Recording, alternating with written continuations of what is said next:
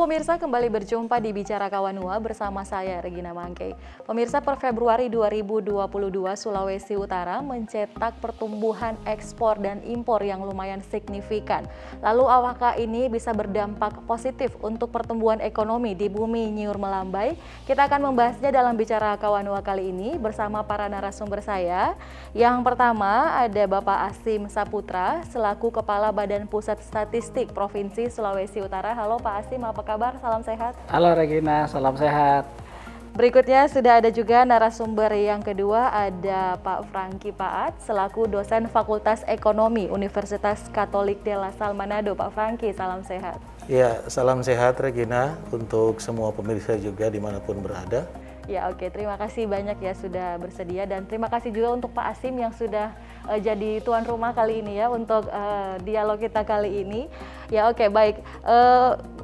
Sepintas kita akan mendengarkan dulu dari Pak Asim selaku Kepala BPS sebenarnya untuk garis besar untuk perkembangan ekspor maupun impor di Sulawesi Utara, yang melihat data dari BPS per Februari ini kenaikannya cukup signifikan Pak, bahkan untuk impornya melebihi 100% ya Pak.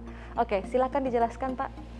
Ya, jadi posisi Februari ini merupakan proses dari pemulihan dari bulan sebelumnya yang sempat mengalami kendala ekspor kita. Jadi saat itu kita hanya pada posisi 60 juta US dollar, sekarang sudah naik sampai lebih dari 50%, sehingga posisinya sekarang sudah 91,35 juta US dollar. Jadi capaian di Februari ini sudah mendekati proses pemulihan seperti di tahun 2021.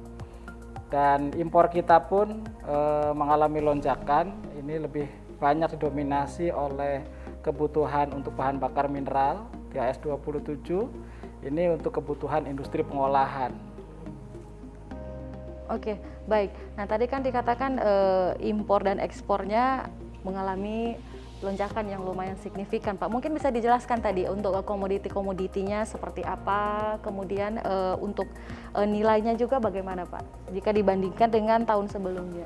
Ya, jadi dominasi ekspor kita masih di HS15, yaitu lemak dan minyak hewan nabati. Di sana pangsanya lebih dari 66%. Jadi dengan share sebanyak itu artinya dominasi ekspor kita masih didominasi dari komoditas pertanian kita, terutama kelapa. HS15, nah mungkin kan banyak pemirsa yang awam, HS15 lemak maksudnya yang diimpor apakah lemak-lemak hewan atau seperti apa Pak? Silakan. Iya, jadi sebagian besar komoditas kita itu ke kopra, produk kopra. Jadi banyak dikirim ke Amerika, ke Tiongkok, Jepang, bahkan di tahun 2021 kita mampu tembus ke Uni Eropa melalui Rotterdam. Tapi di bulan Januari dan Februari ini untuk arah Eropa mungkin sekarang sedang dikurangi. Kita belum tahu penjelasannya. Beberapa waktu lalu kita sudah diskusi dengan beberapa perwakilan dari Bank Indonesia dan Bea Cukai untuk menelusuri kondisi ekspor kita ke Uni Eropa. Berarti ini ekspornya untuk kopra, yaitu produk olahan dari Sulawesi Utara asli ya, begitu. Betul. Itu yang mengalami peningkatan. Peningkatan. Pak. Baik. Kalau untuk impor Pak, apa saja yang?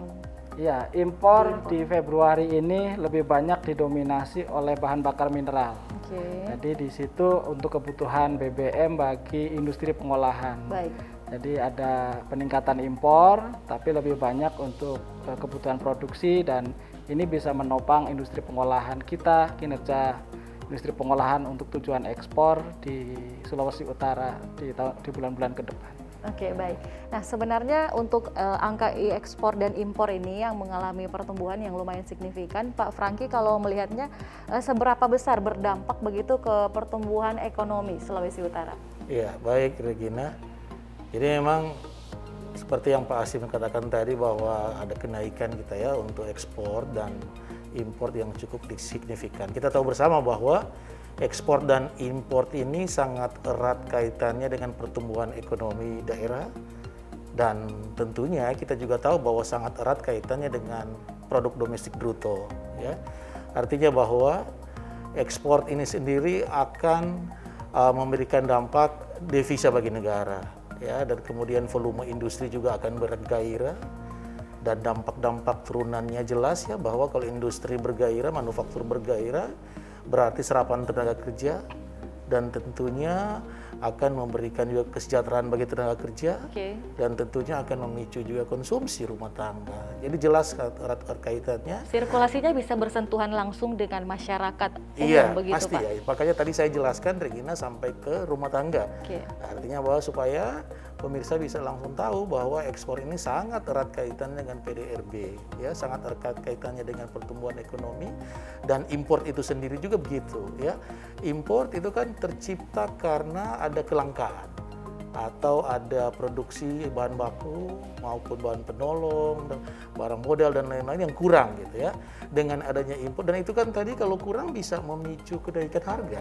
Itu kan logis gitu ya. Karena barang yang tersedia di pasar kurang akan memicu harga atau terjadi inflasi. Maka dengan adanya impor ya untuk stabilitas ekonomi. Nah, otomatis stabilitas ekonomi itu stabil, kembali ke industri yang stabil. Serapan tenaga kerja, konsumsi rumah tangga, dan itu akan tercipta bahwa kalau ekspor impor ini ujung-ujungnya untuk stabilitas ekonomi dan ujungnya untuk kemakmuran daerah dan negara. Oke, baik. Jadi yang pasti dia akan berdampak langsung untuk pertumbuhan ekonomi. Pasti. Nah, lalu sebenarnya bagaimana pertumbuhan ekonomi Sulawesi Utara untuk posisi saat ini? Kita akan bertanya ke Pak Asim, tapi setelah jeda komersil berikut ini, pemirsa jangan kemana-mana, tetap bersama kami di Bicara Kawanua.